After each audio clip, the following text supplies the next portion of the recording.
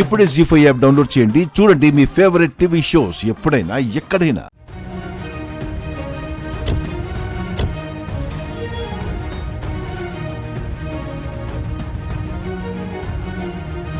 నన్ను కామెంట్ చేయకపోతే మీరే ఏదైనా బిజినెస్ గురించి ఆలోచించొచ్చు కదా.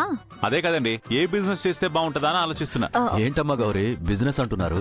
రండి కూర్చోండి సార్. కొంపదీసి మాకు పోటీ వచ్చేస్తారా ఏంటి? మీరు భలే ఉన్నారండి. మీ బిజినెస్ కి మళ్ళీ మేము పోటీ. అసలే పని పాట లేక ఏం చేయాలో అర్థం కాక మేమిద్దరం దెబ్బలాడుకుంటున్నాం. అవును సార్, చెల్లెళ్ళిద్దరు కూడా వెళ్ళిపోయేసరికి చాలా ఒంటరిగా అనిపిస్తుంది. అందుకే ఏదైనా జాబ్ చేయాలనుకుంటున్నాను. మీకు తెలిసిన వాళ్ళు ఎవరైనా ఉంటే కొంచెం రికమెండ్ చేయండి సార్ ప్లీజ్.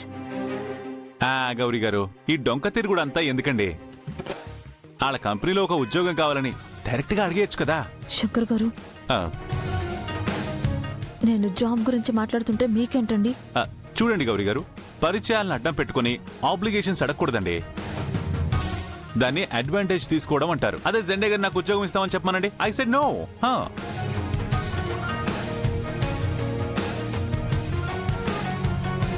సారీ సార్, ఏమనుకోకండి. అడగాలనిపించి అడిగాను. కూర్చోమ్మ గౌరీ. అయినా ఇందులో తప్పేముంది? నీకు జాబ్ కావాలి అంతే కదా. మన కంపెనీలోనే నీకు జాబ్ ఇస్తున్నాను.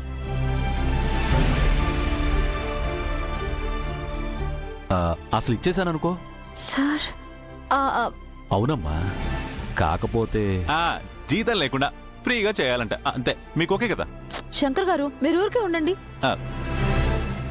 సార్ మీరు చెప్పండి. ఏం లేదమ్మా గౌరీ, నువ్వు మా ఇంట్లోనే అక్కీకి దగ్గరగా ఉండాల్సి ఉంటుంది.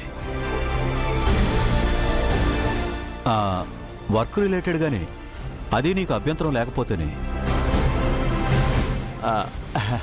అంత మంచి అవకాశం అంది వస్తే అభ్యంతరం ఏముంటుంది సార్?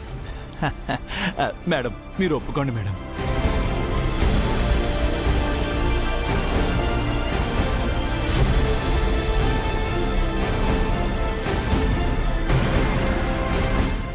సరే ఓకే సార్, నేను తప్పకుండా జాయిన్ అవుతాను.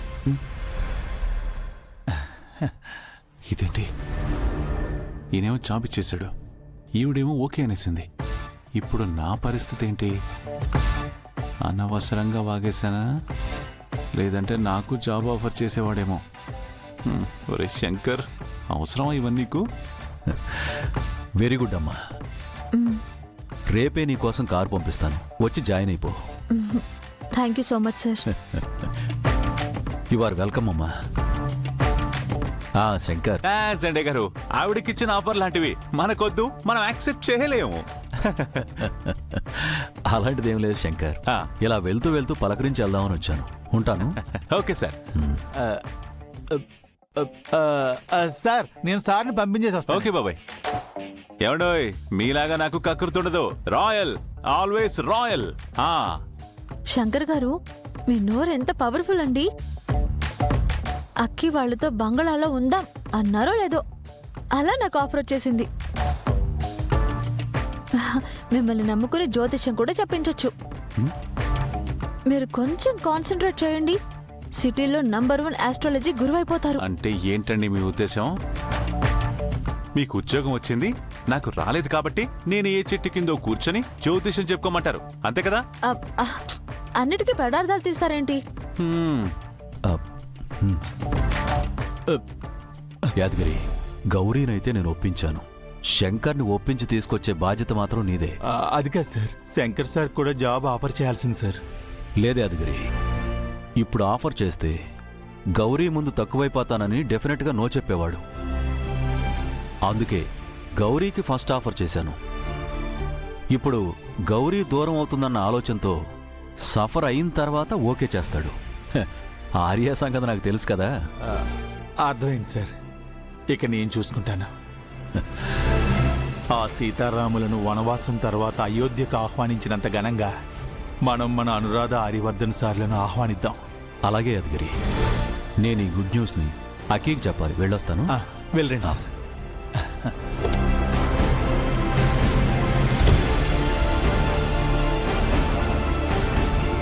మీ చెల్లెలకు ఉద్యోగం వచ్చింది, మీకు ఉద్యోగం వచ్చింది. మీ టైం చాలా బాగుంది గౌరీ గారు.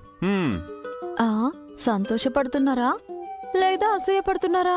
అబ్బే, సంభ్రమాశ్చర్యాలతో డప్పు కొట్టేస్తున్నానండి. వెళ్ళండి.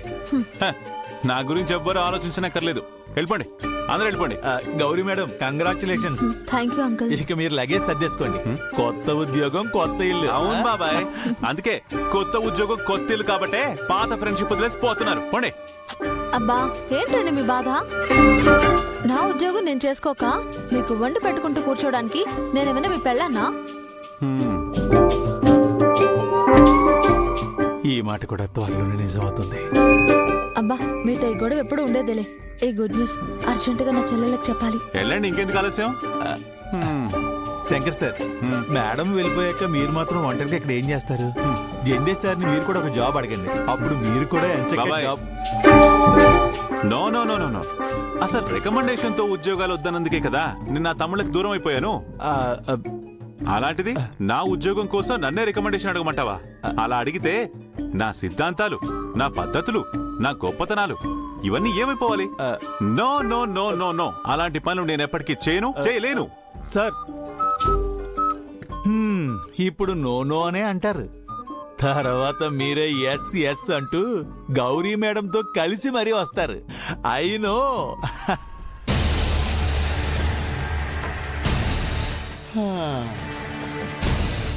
రాముళ్ళాట అన్నయ్యను వదిలేసి రావణాసురుడి చేతిలో పడి చస్తున్నారు వేధవలు.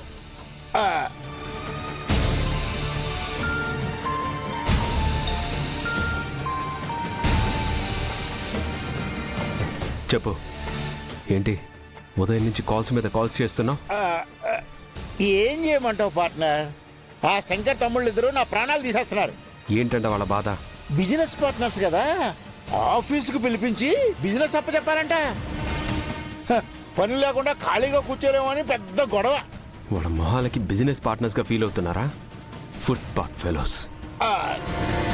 అసలు ఏదైతే జరగకూడదని ఆ శంకర్ని నా గ్రిప్ లో పెట్టుకోవడం కోసం అతని తమ్ముళ్ళని ట్రాప్ చేశానో అదే జరిగిపోయింది. ఆపై తన అమ్మ నాన్నల్ని చూసేశాడు. ఇంకా నాకు వేస్ట్ ఫెలోస్తో అనవసరం.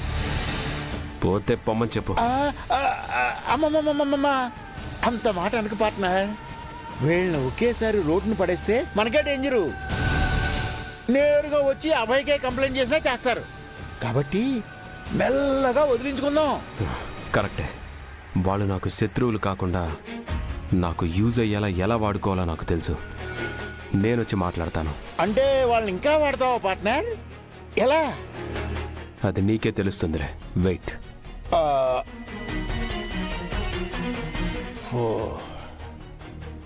వారిని ఏం వాడుకోరా?